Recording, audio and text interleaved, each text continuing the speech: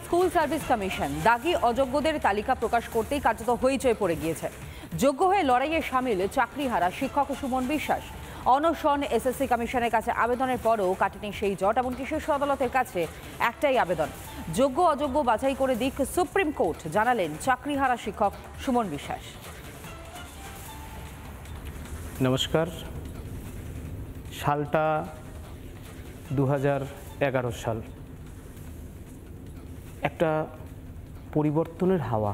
বর্ধমান বিশ্ববিদ্যালয়ে সবেমাত্র আমরা এমএসসি করার জন্য জুলজিতে ভর্তি হয়েছি। তার পরের বছরই স্কুল সার্ভিস কমিশন শিক্ষক নিয়োগের বিজ্ঞপ্তি দেয়।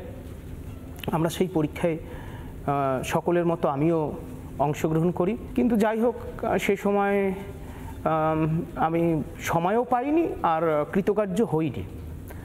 তারপর থেকে এমএসসি হয়ে গেল, বিএড ভর্তি হব, কিন্তু বিএড ভর্তি হওয়ার মতো তো আর্থিক সচ্ছলতা আমার ছিল না। বিএড পাশ করার পরপরই পরিবারের যে চিন্তা যে একটা কাজ করতে হবে, তা বিভিন্ন বিদ্যালয়ে ম্যাটারনিটি লিভ, ডেপুটেশন বিজ্ঞপ্তিতে আমি অংশগ্রহণ করি। 2016 সালে এসএসসি 2016 বিজ্ঞপ্তি আসে, ফর্ম ফিল আপ করলাম। খুব কম সময় পেয়েছিলাম, 11, 12 এবং 9, 10 আমার সাবজেক্ট জীবন বিজ্ঞান। আমি সেই পরীক্ষায় অংশগ্রহণ করি, কৃতকার্য হই। আমাকে ভেরিফিকেশনে ডাকে প্রথম দফায়, তারপরে নির্দিষ্ট পদ্ধতি মেনে ইন্টারভিউ হয়, তারপরে আবার নির্দিষ্ট পদ্ধতি মেনে কাউন্সেলিং হয়, শিক্ষক হলাম। 2024 22 এপ্রিল এক লহমায় আমাদের চাকরি চলে গেছে মহামান্য সুপ্রিম কোর্টের নির্দেশে। হতবাক হয়ে গেলাম। আমরা আস্থা রেখেছিলাম, কারণ আস্থা নয় ঠিক, আমরা তো যোগ্য, আমরা সাদা খাতা দিইনি, আমরা ঘুষ দিইনি, আমরা জীবদ্দশায় কারো কাছে ঘুষ দিইনি, কারো ঘুষ খাইও নি। পরীক্ষা দিয়েছি, নিজের মেধায় চাকরি পেয়েছি। পরিষ্কার কাচের গ্লাসে জলের মতো এপার ওপার দেখা যায়। হঠাৎ করে শুনলাম চাকরি চলে গেল। সেই প্রথম দিনের সেদিনকার যে মনের পরিস্থিতি ছিল, দৌড়ে চলে এসেছিলাম কলকাতা। 22 এপ্রিল 2024 লড়াই শুরু, সুপ্রিম কোর্ট। কারণ আমরা যোগ্য, সেগ্রিগেশন করে দিক সুপ্রিম কোর্ট, মহামান্য সুপ্রিম কোর্ট যোগ্য অযোগ্য বাছাই করে দিক।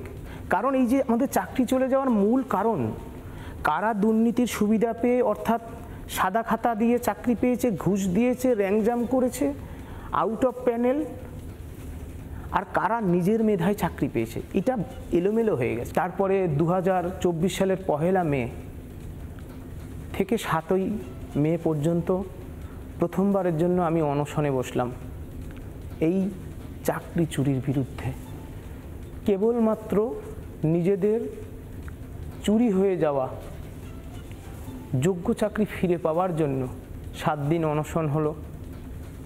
মাননীয় মুখ্যমন্ত্রী মহোদয়া, স্কুল সার্ভিস কমিশন চেয়ারম্যান বহুবার আবেদন করেছি যে আপনারা কারা দুর্নীতির সুবিধা পেয়ে চাকরি নিল, অর্থাৎ টেন্টেড মানে অযোগ্য, আর কারা সৎ, যারা ঘুষ দেয়নি, কেবলমাত্র নিজের মেধার বলে বলিয়ান হয়ে বাংলার হতদরিদ্র সাধারণ আদিবাসী, তপশিলি, নমশূদ্র, মুসলমান, রাজবংশী, নৈশ শেখ, কেন বলছি এই আদিবাসীরা সামাজিকভাবে পিছিয়ে।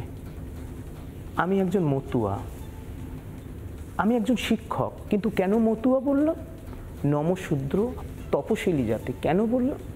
এরা মূলত সামাজিকভাবে পিছিয়ে। সেই অনশন, সুপ্রিম কোর্টের লড়াই, রাজ্য সরকারের টনক নড়ল না। দীর্ঘ লড়াই, যতবার শুনানি হয় ততবার কলকাতায় আসি। রেড চার্টে চাকরি বিক্রি হয়েছে, দেখা যাচ্ছে সব একই ঘরের। প্রতিবাদ, লড়াই, রাস্তার আন্দোলন। এসএসসির মাননীয় চেয়ারম্যান সিদ্ধার্থ মজুমদারের সাথে আলোচনা, কোনো কিছুতে কাজ হলো না। এরা কিছুতেই সুপ্রিম কোর্টে কারা দুর্নীতির সুবিধা পেয়ে চাকরি নিল আর কারা নিল না, অর্থাৎ যোগ্য আর অযোগ্য, প্রকৃত তালিকাটা দিলই না।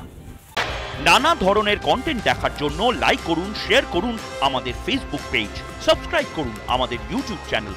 পাশাপাশি অন্যান্য ব্রেকিং নিউজের জন্য অবশ্যই চোখ রাখুন রিপাবলিক বাংলায়।